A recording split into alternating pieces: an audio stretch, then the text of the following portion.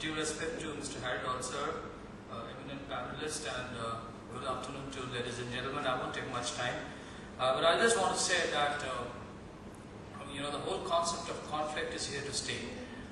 It's like the human body which has learned to coexist with many viruses and bacteria.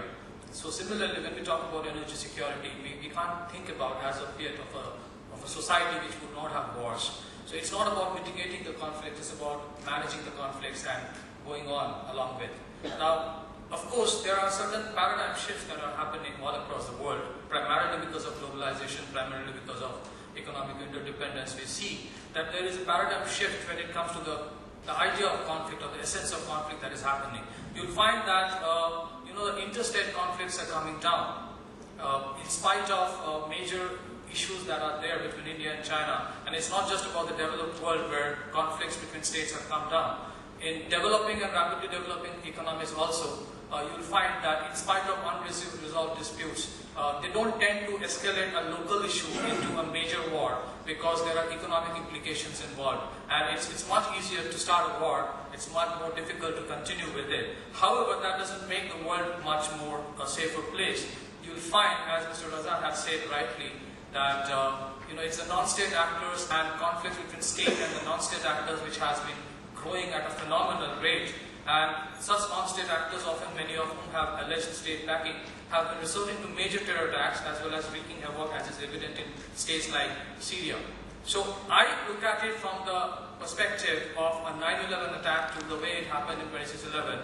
The world has come to a full circle when it comes to the importance of non-state actors and their existence in today's world, and we have to live with that. Now, so far as Asia is concerned, you'll find an interesting convergence happening in the whole continent. It's like a melting pot where three important elements of the world today are emerging and coexisting, and sort of, it's a cradle, the whole continent of Asia. You'll find on one hand the global theater of economic activity is gradually shifting towards Asia, where some of the biggest global consumers of energy would henceforth be Asian economies. And at the same time, some of the largest energy reservoirs would also continue to be in Asia. Before, we used to supply to Europe and the United States. Of course, it will continue, but gradually the theater is changing. And at the same time, what we cannot ignore the fact is that some of the most violent extremist terror groups originated and also now have their major presence in Asian theater, with possibilities of them playing an increasingly disruptive role. Probably more now than ever before. Now, when it comes to the shifting pattern of terror attacks, we have seen, as Mr. Raza had said, that critical economic infrastructures are being targeted extensively over the last 15 years.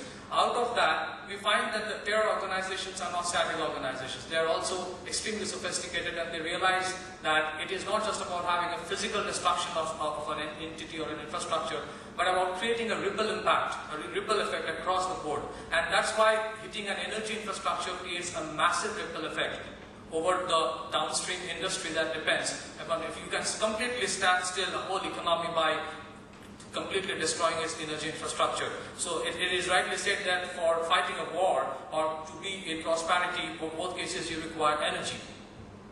Now, for countries like India, which imports 70% of its fuel from abroad, or probably most of the energy things, the question then is, as again Haridol sir often talks about, that it is not about the internal security of my country and me being able to regulate or secure my infrastructure.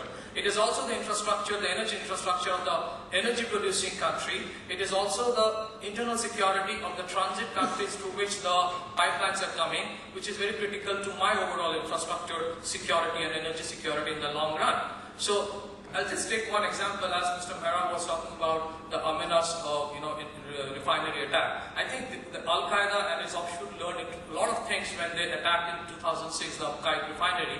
And it is one of the refinery attack in 2006 which could have been the 9/11 of the energy sector. Fortunately, the Saudis were able to stop it, but if you look at some of the implications if they had been able to successfully attack, you'll see that Upkite's primary function is to remove hydrogen sulfide from crude oil and reduce the vapor pressure, making the crude safer to be shipped in tankers. And Upkite is the largest such complex in the world, and some 75% of Saudi Arabia's oil output passes through this complex. And there has been estimates by all security analysts which said that a serious attack on the facility could halve Saudi exports for up to a year. And the news of this attack when it emerged in February 2006, the price of crude oil, if you look at the shift that was happening, by April, the delivery leaped as much as 3.4% to 62.60 barrel. At that time, of course, the price of oil was much less than it is now. And so you find that it is not that the first attack which was thwarted by the authorities in Saudi Arabia. Look at the determination of Al-Qaeda to have its base and destroy the infrastructure. They attacked again in 2006 in the month of June. Fortunately, that was again thwarted.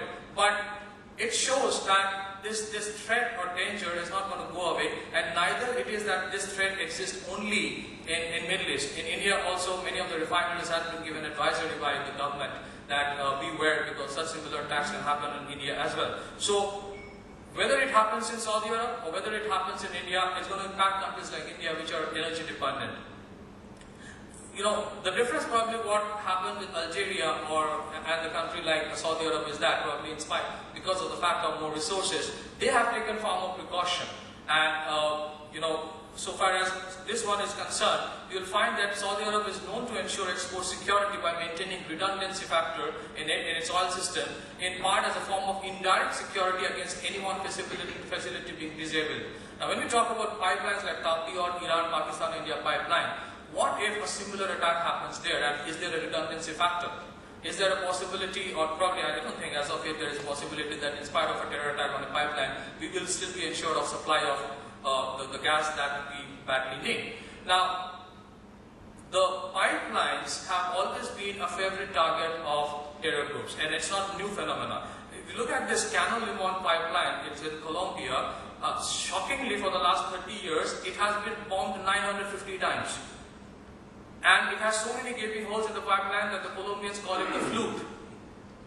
Now the thing is, even if 1% of the number of times the Canal Limon pipeline was attacked, even if 1% of that happens on the TAPI pipeline, then God bless South Asia. The question then that comes is that, if you look at this pipeline, I have just taken a comparative diagram about the route which this TAPI pipeline is going to take, and the major areas which are considered to be the backyard of Taliban probably is going to increase much more by the time the Americans quit in 2014. The Taliban would have a much bigger say in the whole of Afghanistan. So you would have a pipeline coming through areas where they would love to bomb it for any reason. It is not just always that there is a conflict between India and Pakistan or a dispute, and Pakistan is doing that. It can be the other way around, when Tehrik-e-Taliban might do it and put the Pakistani government in a tight spot, because the blame or the onus would be on the Pakistani government to take care of it. So looking at these issues, the question that comes is there a dispute redressal forum so when there is a terror attack on a pipeline which supplies gas to India, is it a trade dispute, or it is a security dispute, or is it an internal security issue? And so for major oil and gas consuming countries, essentially dependent on import of the same. As I said, internal security of oil and gas producing countries, and that of the transit countries become very critical. Where do I go and tell, and whom would I tell that, look, it is very important for Pakistan to take care of its own internal security, because my energy security is dependent on that. So as of yet, if you look at the architecture that we have in the world, it is not good enough for settling that kind of dispute. Pakistan, or for example, it's not just about Pakistan, internal security for any country is a very sensitive issue.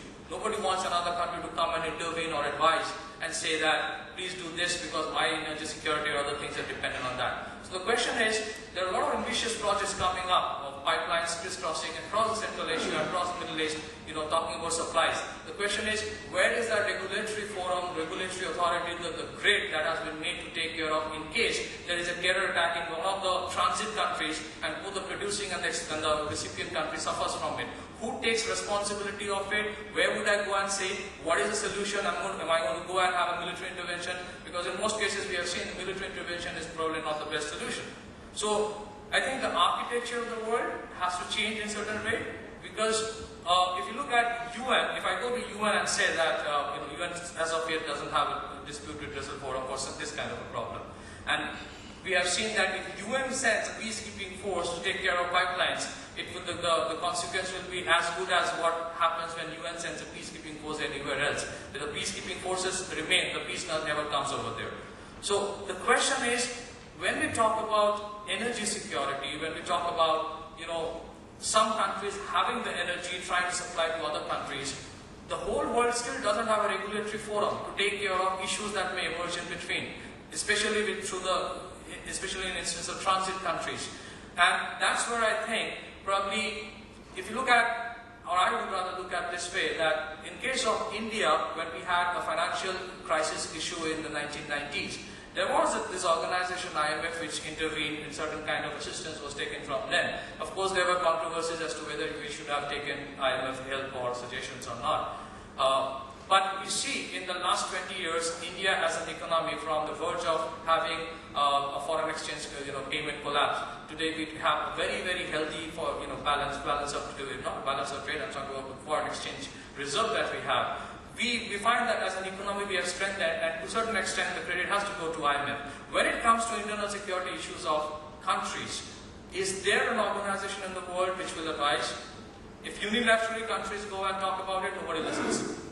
United Nations as of yet is not prepared for that. So the question that probably I'm trying to provoke is that all these ambitious projects are good enough, terror attacks will happen, who takes care about it?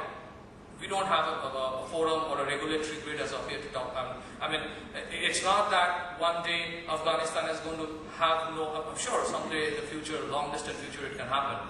But of course we need energy. Of course we have to have pipelines from Pakistan to Afghanistan, and that's the case with Central Asian countries supplying gas to China as well. But issues do remain, and it will not take long for having a spillover effect or a flare of taking a toll on those pipelines going through. So a harmless neutral country eventually get affected for something or a conflict somewhere else. Where do I go and talk about it? Who would solve my problem? So that has not been taken care of, and I'll rest my case with this. Thank you so much.